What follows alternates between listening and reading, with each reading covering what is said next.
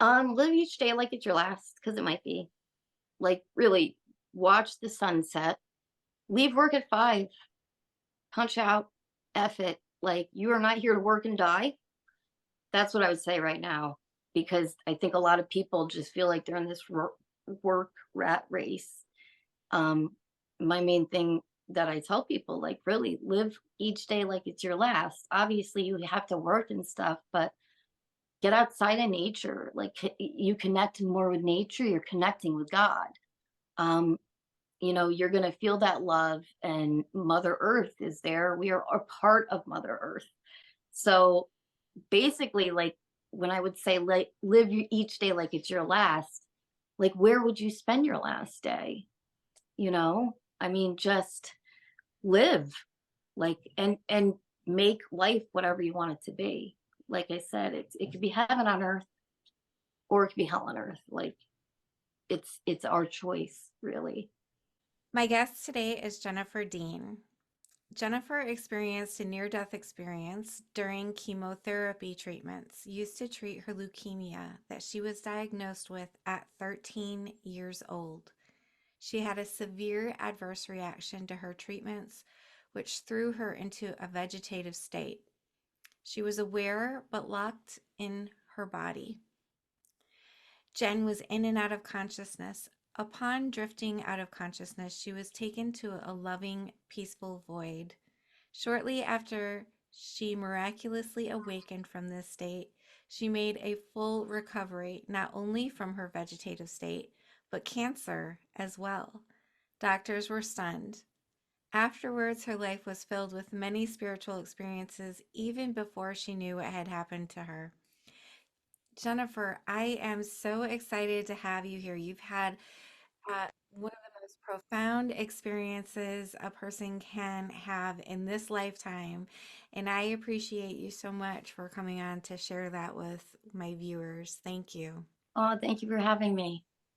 So tell me a little bit about what happened during your near death experience, or if you need to start with a backstory, wherever you need to start. I usually start with a backstory because it kind of flows in, and then you really understand what it was like. Because I was so at 13 years old in 1995, I was diagnosed with acute lymphocytic leukemia. And back then, like, they legitimately said, we know more about leukemia in cats. So they said this to, like, my parents and me, and I'm like, this is gonna be fun.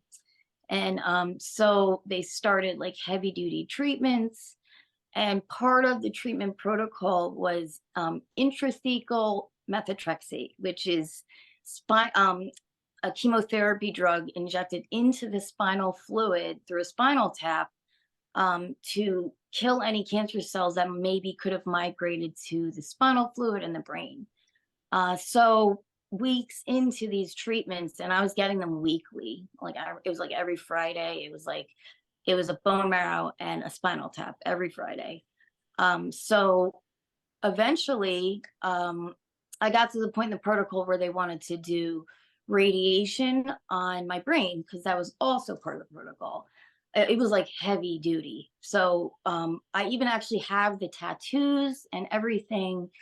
And so when they wheeled me down to, like, go to the radiology center, I was sitting with my mom, and I was, like, ready to go into my first radiation treatment to my brain, when, like, all of a sudden I just felt like my head was really heavy and I couldn't hold it up. And then, like, my left arm went dead and my left leg, just like a domino effect.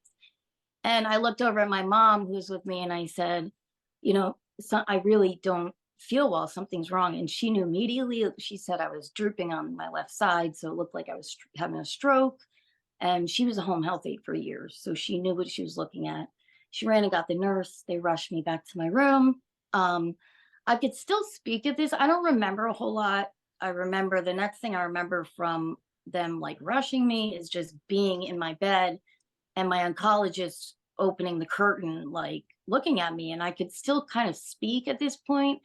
Um, so it was like a slurred speech, but I asked him, like, am I going to die? And he just looked at me and was like, I don't know. And I just stared off into space, like, this is it. Like, this must be it. I'm going to die. I just accepted whatever came next. And all of a sudden, like, my left side started to come back. And they didn't know why it happened. And they also didn't know how I came back, like how it reversed. So like these reactions were very rare. They're still rare. And a lot of kids or people get locked into their body. This is like a rare, severe reaction to methotrexate, which is used for a lot of things, like even, it's used for immunotherapies and all. It basically, it's used for more than just cancer, but this could be a side effect. And so it was just like, okay, they didn't know what happened, but I was okay now. So they checked me for like my gag reflex and I was okay. I could swallow okay. So I wasn't like paralyzed if you could choke basically. So they made sure I was okay. I got my tray. I was eating my lunch, and I'll never forget, I was like watching Stand By Me with my dad, and he was like sitting over by like the window, and I was eating my lunch, and I almost choked on a piece of carrot, and I coughed it up, and my dad whipped around and looked like, what is going on? And I felt something about to happen, and I looked at him, and I just like, he couldn't hear what I was saying. It was just shaky, my eyes were filled with tears and my voice was shaky, and then I went unconscious, like I passed out. And from that point I was locked in my body basically, like I was fully aware, fully there, but could not use my arms, anything, my voice. I had no control over anything. I looked like this. I actually have had surgery on this arm, for a contracture from this experience. So I never got this one done because it was such a horrible surgery. I'm never doing that again. But so when I was in this state, I was fully aware, and I would just cry and cry because like I was aware that I was trapped and like I lost everything. Like, so eventually they decided to do like an MRI on me to figure out what was going on at this point. Like, they had no clue what was going on. So they're asking doctors in other states. Um, and when they went to put me in the MRI machine, I like, they put headphones on me, but it was static that was coming through. So I'm listening to static. I'm going into an MRI machine, and I'm freaking out internally because I can't listen to static for like an hour with the big loud banging. So my dad was sitting in the room with me, and I couldn't really move my body too well, but I just kept telling myself, like, move your foot, move your foot. And somehow I got his attention by, I think, moving my foot, and he saw tears streaming down my face, and like he jumped up, you know, that for fatherly instinct. He started actually dragging the machine, and they came in and they stopped it and brought me, like, sat me up. They tried to give me like a dry erase board with a marker, but I couldn't hold it or write, and I just dropped it all and just started crying. And like, it was like, I think I just cried and cried and cried and cried. And my parents said, they even asked them, like, is she actually scared or something, or is she, because I had no emotion either other than the crying. And they were like, no, it's a side effect of the brain injury. I was like, no, no. I was fully aware that I was trapped now in my body. And then after that, I just remember I was definitely slipping deeper into a state of coma. So basically, I was slipping away from a vegetative state more into a deeper coma. Like, it was just, I was slipping away because I remember that. The next thing I remember, I was in the peaceful void, like total darkness, totally at peace. I was not scared. I knew I would be okay. I just didn't like know where I was. I wasn't scared or anything. But you got to also remember, for months I was going through chemotherapy treatments. So like, to not have my body I was at such peace. There was no more pain. So it was like being swaddled in darkness. I knew I was going to be okay. And the next thing I know, like, I opened my eyes and my whole family's around my bed saying goodbye to me. I'd already had my last rites read, and I just look at all of them. They look so frightened. And I'm like, why are you guys so scared? Like internally, because I couldn't speak yet, but I was awake. And I'm like, they just look scared. And I was like, what are we looking at? Like, I didn't realize it's you. Like, I think I was just very unaware of my body at that point. So I'm looking up and I'm like, I felt tired. That's all I knew. And I knew I was in the hospital because I was going through treatments when this happened. So I woke up knowing I was in the hospital because I looked up at the pole, like, what are they giving me? But according to my parents, they did not sedate me at all, because they didn't know if I would wake up. They wanted me to wake up. So you can't sedate somebody and expect them to wake up. So basically, even for the spinal taps, I had no sedation, which usually they would. They would give me like Versed, but so I even remember that part. But when I woke up, I just knew I'd be okay because I looked at everybody who's scared and I'm like, I'm gonna be okay, guys, like in my head. And sure enough, like I came around, like I was started to be able to use my arms again, my legs. It took a second to like get my speech back, but then once I did it, like you would never know that I couldn't talk at one point. So after that, um, I don't know. It was like basically like this. I don't know where I was, but wherever I was, I want to do as much good on this earth so I could go back to that place like that. And also I got a message like because after that happened and I woke up and made a full recovery. I mean, this was a teaching hospital, Children's Hospital Philadelphia, huge teaching hospital.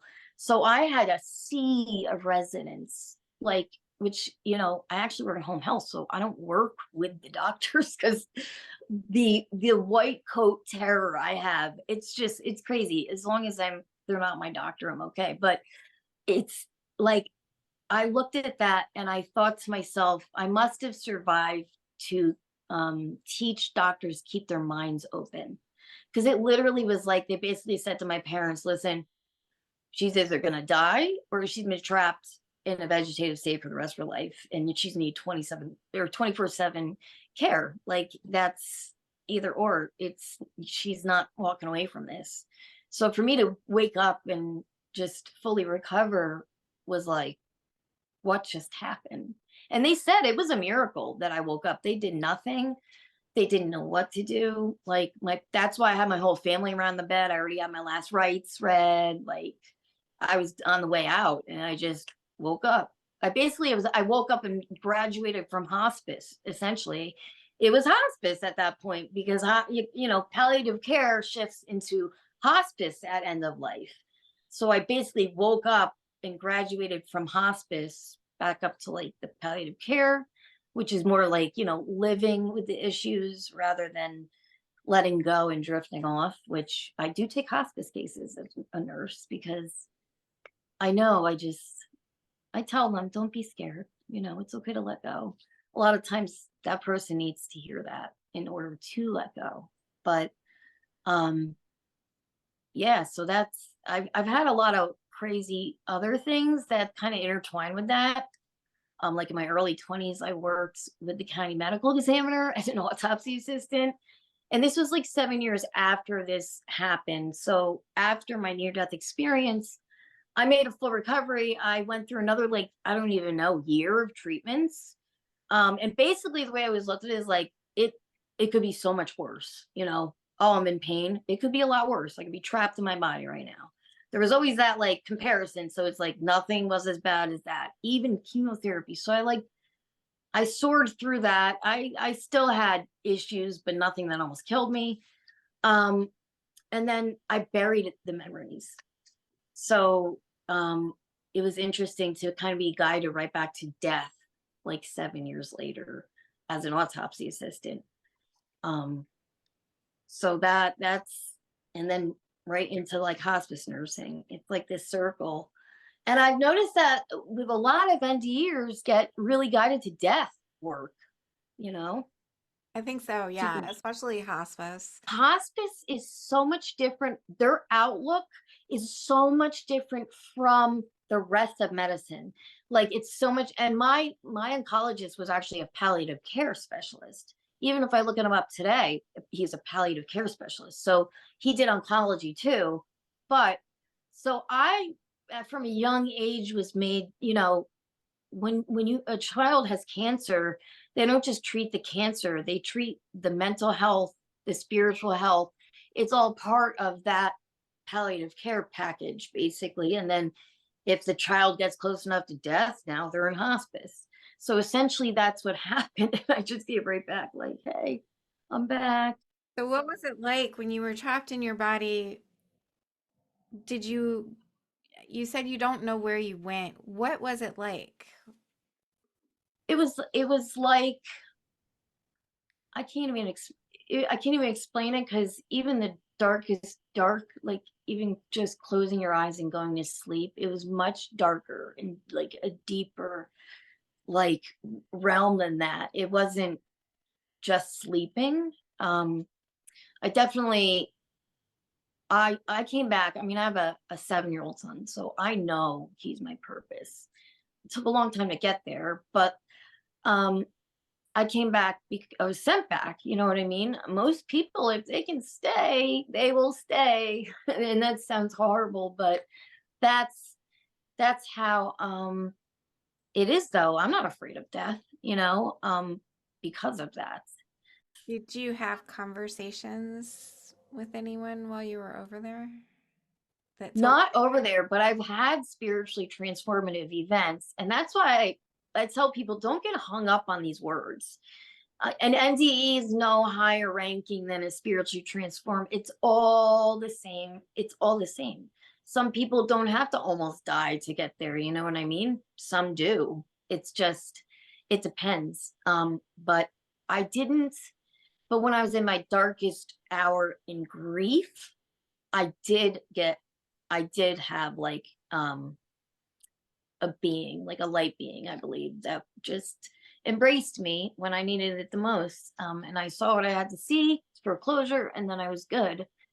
But that wasn't my NDE. But that was just, I think also a lot of people are having these like they're falling into the dark night of the soul, and it is a death. I mean, it's a death. And a lot of people unfortunately are choosing death. It's really, you get so low, it's so hard. And like, so unfortunately, like right now, I mean, as we know, staggering numbers of people are, every day right now. So that's why even I did the documentary Peace on Both Sides of the Gate. And one of the questions was like, do you think it's encouraging people to want to go to the other side type of, and I'm like, not at all. If anything, near death experiences are saying you are here for a reason. Just learn the lessons. You're here for soul growth. Like, don't give up. You're going to have to come back. You know what I mean? So if you just stick to your path, it could be heaven or hell on earth. You create it, whatever you want. So I'm like, I hope that's what people are getting out of that, because I mean, we are all guided by spirit. We never leave spirit. But it's just right now, I think people just need that light. And I could tell totally you work with hospice, or like you got a light about you. There's something with like death workers. It's much like birth workers. It's such a, crazy, like, I don't even know, like you have a light about you. But well, yeah, that's, well, thank you. I think you do as well. And I oh, think thank you. that about a lot of near-death experiencers, or even like you said, it doesn't have to be a near-death experience. Sometimes it's a spiritually Yeah, transformative experience, or just a out-of-body experience. it could be. Just, Yeah. It just, could be a meaningful dream. yeah, You know what I right. mean? Like, it doesn't, it's like it comes to us however it must. You know what I mean? And like, so that's why, like, I love hearing other NDers, because it's like, oh, it's like, and I went to an IONS conference last year, no, last year? Yeah, last year. But it was insane. I loved it. The energy there is insane, like incredible energy with like a bunch of people, and they're doing this energy work together. It's amazing. I plan to go. this time, and I think it's August and September Memorial or I like know. I definitely want to go again. I was like, oh, it was my first one. And I was so afraid to drive to like Washington, D.C., where it was. I'm in New Jersey, but I just kept hearing speak, you gotta go. And I'm like, all right, all right. I finally met people I've been talking to for like 7 years, 8 years. So it's been quite the journey. Yeah, of finding my little, or not little, it's a big crowd. I'm like, okay, my soul family. yeah, that's what I think, how I call them For is my soul sure. family. It's amazing how quickly you meet kindred spirits, people that are Yeah, on the same level as you when you felt so alone before and you felt yeah, like you were the only one, nobody understood you, right. and then all of a sudden there's IANs and there's all these near-death experiencers or even just open-minded individuals and you Yeah. feel like you stepped into a whole nother world. Right, right, where you can actually have these conversations and not just think them out loud or whatever, because like nobody's there to talk to. Nobody, yeah, I'm the weirdo of the family. I'm fine with that. I've been pretty weird my whole life, so it doesn't bother me what people think. Honestly, like I I don't do or talk about this for a following. I share it because it needs to be shared. Um, I think a lot of near death experiencers are getting that message right now. Like, this is the time to share your spiritual experiences, whether it's a near death experience or a spiritually transformative event or out of body or dream. Spirit comes to us in all forms. Do you feel like the planet, the energy of the planet is shifting and that's why maybe more people are coming out, more people are having experiences and they're coming out with their stories? Yeah, for sure. I think the more people that talk about it and make it a little more normal to talk about, like even mental health, people's mental health state. I mean, for years it had, such weight to it to have to go to a mental health professional or something. Now it's like, no, you got to tend to your mental health, your physical health, and spiritual health. So it's great that because medicine is shifting in that direction too. Mhm. So that's what we need. We need it. And so I think it's great that, like I said, the experience I've had a lot of some people come after me. Like, not everybody's very nice, but it is what it is. Because with every person that doesn't like my experience or doesn't like me or whatever, there's like 10 other people, me telling it helps, because I know sometimes I'll share something and then someone inbox me like, thank you, I'm not alone. Thank you for sharing. So that's why I do it. Like, it's basically to help. Like, if I get that nudge to share something, much like if you get a nudge to make a video, you know what I mean? You make it because you're being guided to do it. And I love how spirit brings in all the people that will do the podcasts and do all these things, and give ND ears a chance to tell their experience. So it's so kind of beautifully orchestrated. When everything's crumbling, if you look at that, it's like just the lights coming in. Like, they can't, nobody's going to be able to, you know, get away from this shift. So I think now the people who were kind of maybe naysayers just are getting a little more understanding of what energy can do because of the solar flares. Like, and now people are like, oh, I guess we have to listen. Like, and you can't ignore like a whole huge shift, but with that, it's just high vibrating energy. Like, it's intensely vibrating energy. So with that, you can have spiritual experiences because of that frequency. So I think it's on a mass scale, it's happening more because of that. It's putting everybody's brainwave state into that state to where you can see that stuff. So it's super awesome. Like, this is such a cool time to be alive. A little dark, not gonna lie, it's a little scary at times. But I try to focus on the good. Yeah. Not ignore the bad, but focus on the good, deal with the bad. And that's the thing, like, not spiritually bypassing anything right now. because it's a big purge. A lot of people have to release a lot of energy right now. So I think that's why the energy feels so heavy and dense lately. It's just so many people are purging heavy energy. The earth is purging energy. It's like a fog right now until that's why it's such a good, thing to like smudge your house or spiritually cleanse yourself, your house, your car, like anything, your office. um, because that's one issue lately. I think I've had a lot of clients talk to me about just the overall collective is heavy. And you say smudge. I know that's burning a bundle of sage.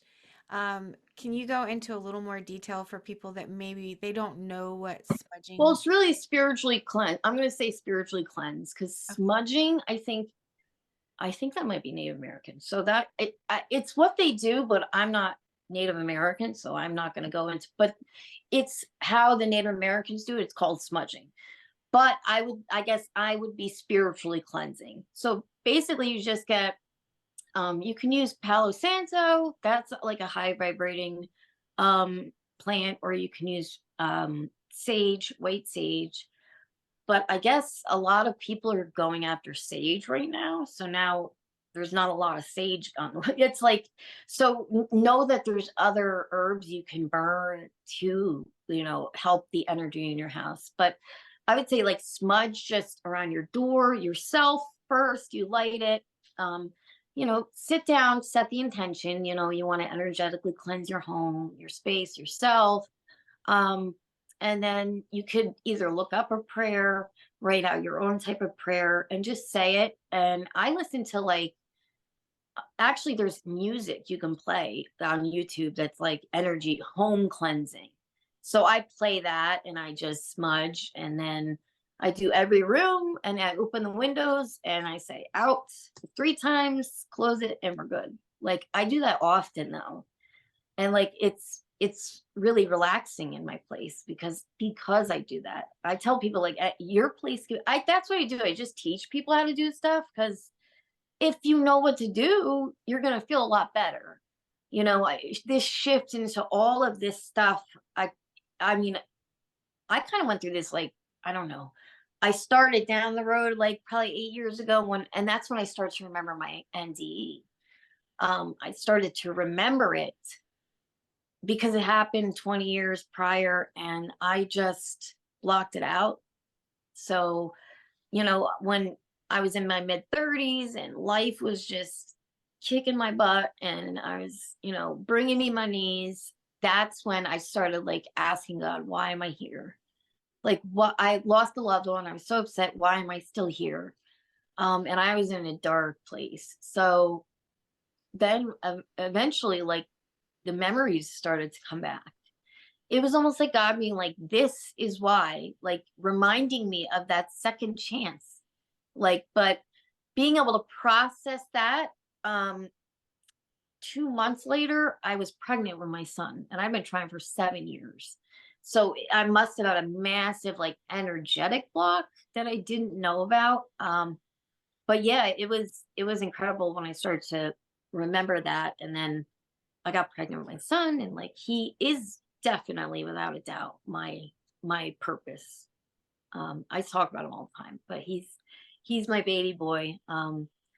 But yeah, I mean, and that's kind of scary having a child in this world right now. That's the only thing. Myself, I'm not worried about. Leaving my child behind, that's a scary thought. So, he really grounds me and reminds me like, you know, he's the reason I do everything. Like I love him to death. I go back to your spiritually transformative experience and talk a little bit about that. You said you had a conversation with someone. Can you go more into depth about that? Yeah, so when I was in like a very dark place, like I said, I was questioning why I was alive to begin with. Um, I don't know what happened. I was sleeping on the couch, and the next thing I knew, I was like in the kitchen in front of my loved one that had passed away probably like a year prior. But I looked back and I saw my body on the couch. So I was like, and I knew this person was passed. So I was like, what is going on? And I got a hug and just, um, it was like closure. I got to see the person one more time in their light being state. I believe it was like a healing. Just because I was so broken at that point. I think just life in general. And I just wanted a baby too. So my heart was just shattered. Like, why am I here? And so yeah, like once I started to like just intuitively go to like herbs and stuff or whatever worked in the holistic side of things, it worked because I guess my body's been through a lot with chemotherapy and stuff. So like it just it was amazing though. When I was with this being, it hugged me. So it was like being healed by the light.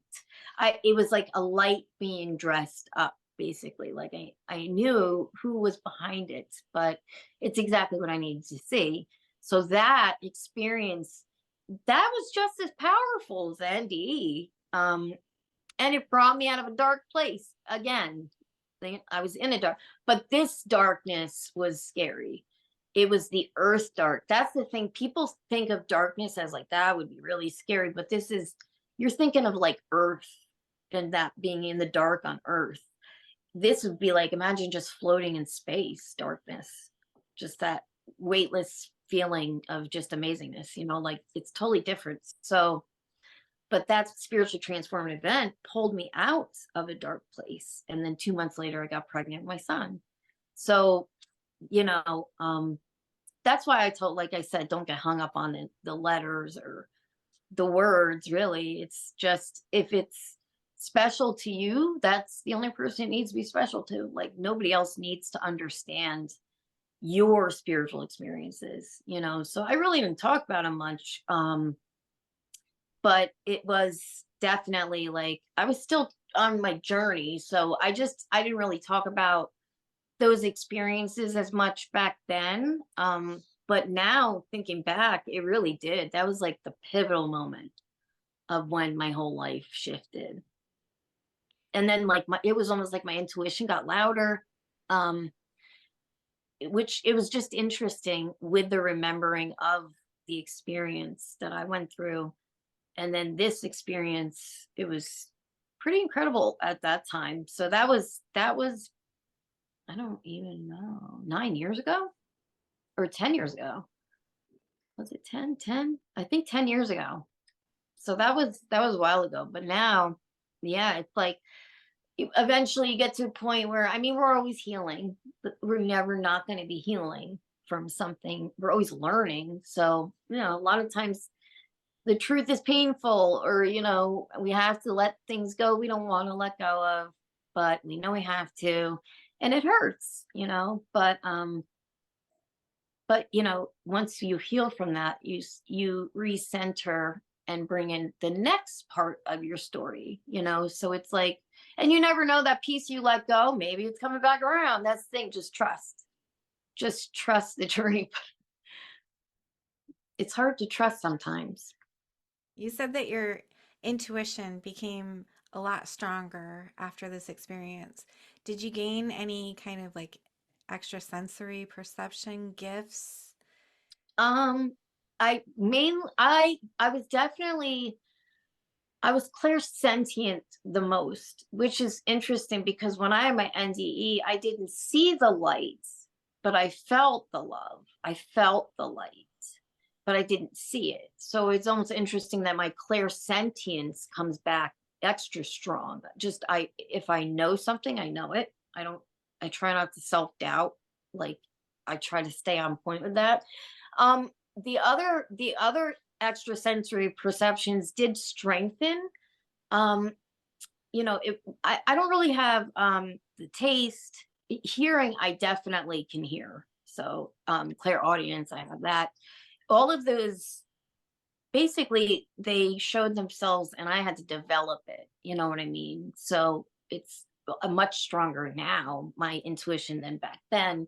But in the beginning, it was, I just had to figure out how to work with my intuition. Like you know.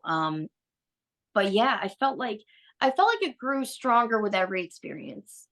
We're growing more spiritually with every experience, so your intuition is broadening, so that's what I feel like. It expands and it gets stronger. It's like a muscle, you keep working it and you trust it, no less, because that's the hard part, is really like trusting, the letting go and the trusting it'll come back, whatever's meant to you, or meant for you. Did you have any other experiences after the one that brought you out of the dark place? Well, when I had my son, when I gave birth to my son, I definitely, there was a point in the pushing where the nurse was like, on the count of three, tell push, and she said one, and then I was gone and like back in the void. I was in darkness again. And I came back and she was like, good job. So she said two, three, and push, but I was not present for it. And they say that childbirth is like an out of body experience. So it definitely was. It was so insane, because the old saying is like, a laboring mother goes up during labor, goes up to the stars. Her soul goes to the stars to gather her child's soul. And they both come down at the same time. And it was like, I felt that. Like I definitely went out and came back in. So it was just crazy. So every experience, after that, there's always like little experiences all over the place. Like it always just amazes me too. It's like always the first time is always like that reaction to me, like, oh, 777. But I've always been like that though. Always upbeat and pretty high energy, sometimes obnoxious, but you know, um, always caring and loving and in service of people. Like I worked in healthcare for like 20 years, over 20 years. So, um, I came back knowing I had to do good on this earth. And that's really all I needed to know. I was a child too, so it's kind of like if I had that experience as an adult who was aware of certain things, it might have been a different experience. But at that point, I think even blocking it was spirit's way of having it come back when I needed it the most, when I needed that reminder the most. Did you have any spiritual gifts prior to you having your first experience, your near death experience, or even prior to you finding out that you had cancer? I believe I was pretty intuitive, meaning like knowing stuff. Even when I was sick, it took 4 months for them to find anything. I just knew though. I knew I something was not right. Um, but after I had the NDE, I had gifts. I just wasn't really aware of them. I never really spoke about them. But then when I worked in the morgue with all these crazy cases, because they're medical examiner cases, so you're talking all the crazy stuff, where the soul's like shocked and it's not quite left yet. um I would be alone in the room, the body a lot, because it's either in the beginning of the autopsy, you get the room set up, and in the end, when the doctor is done, they all leave. The sheriffs and the doctor leave, and I'm to clean up. And it always, I'd be doing something and just be like I'm not alone in this room, that feeling you get. And a lot of people, either if you work in death care or in a morgue, or have your own funeral home, like that feeling, just that feeling like you're not alone. And like if you know how the person, especially if it's a traumatic death, um, or just hold space, not judge anything, like just go to the light, sometimes they just don't know what happened. So that's one crazy part. I wasn't ready for. I was 22 years old, I think, when I started assisting in these autopsies. And the things I saw were horrible. I will never forget the things I saw for 5 years. So I've assisted in hundreds, if not thousands, of autopsies. So spiritually, I don't think I realized how heavy that was. And also, like, just with those gifts, there was one case that I heavily empathized with. The guy passed away. He ended his life. He had cancer, and he couldn't take the pain anymore. So he ended his life. And before we started it, I was all gowned up, ready to go, doctor, sheriffs. And this guy's on the table. I just put my hand out and put it on his arm. And I could see what he did. I just like flashed. It was like a flash. And my eyes filled with tears. And the sheriff was probably like, what's this one doing over here? Because I had my hand on the guy's arm. And I just stood there for a second because I got a flash of what he did. And then the sheriff was like, put his arm around me, took me under his wing and was like, you really got to detach from these cases or you're going to lose your mind. And I was like, yeah, I know, I gotta. But ever since that experience, I feel that man with me. I feel him guiding me and reminding me, don't go that route. Live for him, live for all the people that unfortunately, they aren't here anymore, and learn the lessons. So I did, trust me. If that's one thing, it taught me a lot about what not to do. But, it was really interesting though, just not really knowing I have the gifts, but having them and being in that type of a field, it was like heavy duty. But yeah, I mean, I when I was younger, I don't know if I noticed gifts. I don't remember though. That's the other thing. I like chemo brain. Like I don't know if I'm just not remembering stuff because I don't remember a whole lot of my like childhood. That's why these memories from near death experience like came up out of nowhere, and I started asking my parents are alive so I could verify it. And I was like, remember when this, and this happened? And I was crying, and my dad's on the phone, and my mom's like, "Yeah, like they never found out what I was trying to say. And I was trying to tell them that the radio station on the headphones just need to be tuned. Like that's all I had to say. And like so 20 years, they're like, oh my God. So it was crazy. I don't remember too much before that though, of crazy experiences. That pretty much headed it off. That was a pretty crazy one to start, I guess. What is the most important lesson that you think you brought back from all of your experiences? Live each day like it's your last, because it might be. Like really watch the sunset. Leave work at 5. Punch out. F it. Like you are not here to work and die. That's what I would say right now, because I think a lot of people just feel like they're in this work rat race.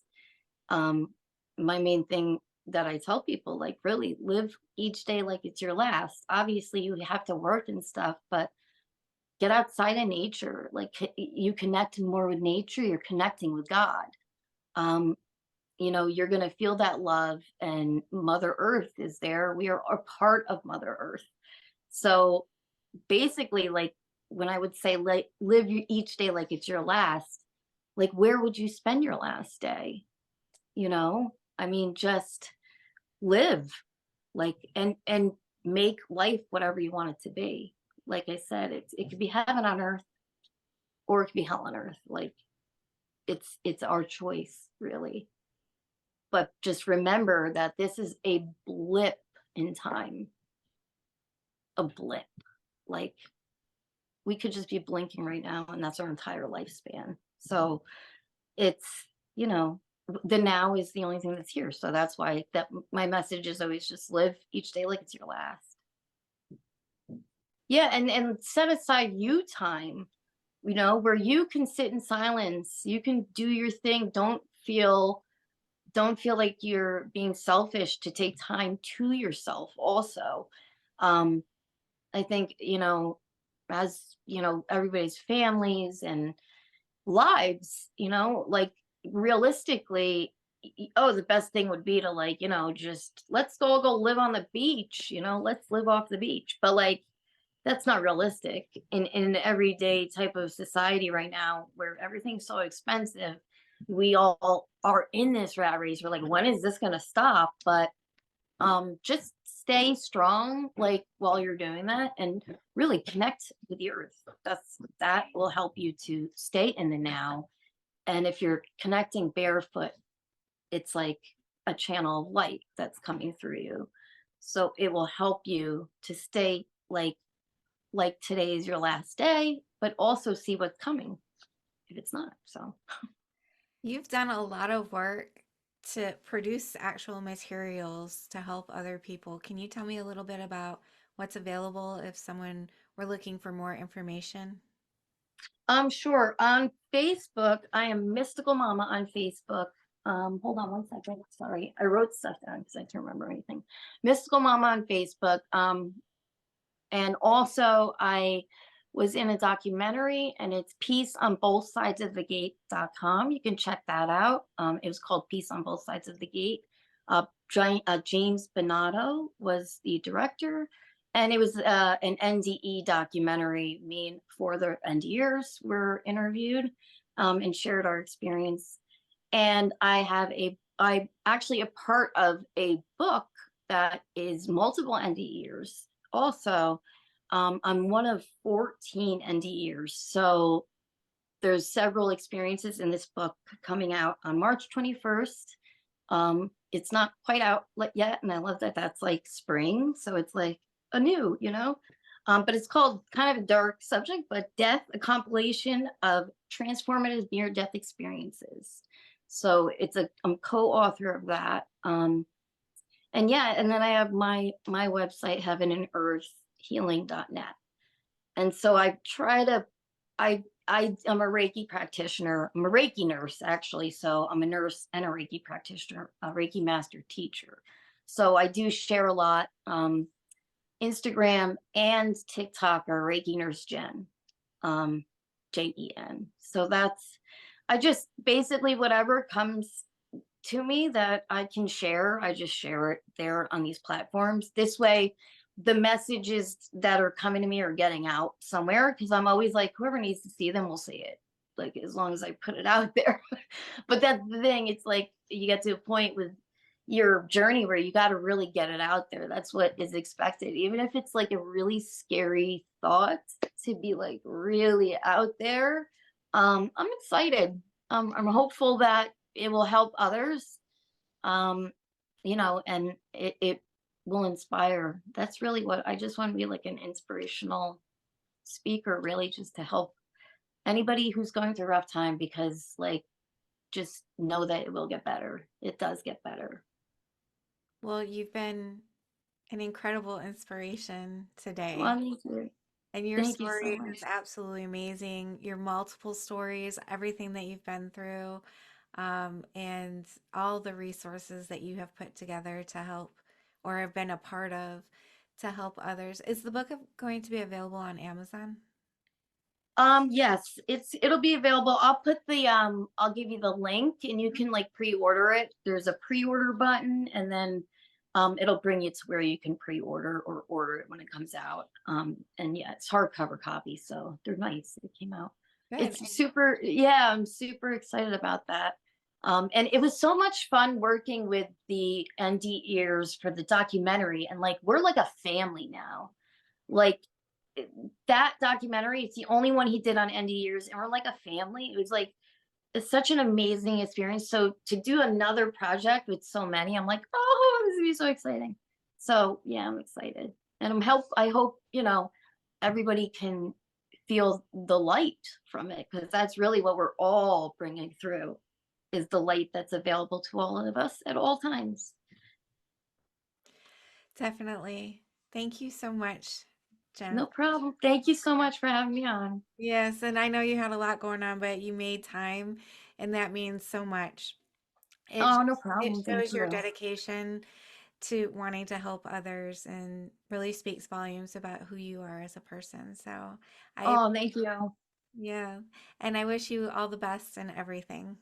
Thank you for being here. I just want to tell you how much I appreciate you being here and supporting my channel. If you haven't already subscribed, please consider subscribing if you enjoy near death experiences and other spiritually transformative stories.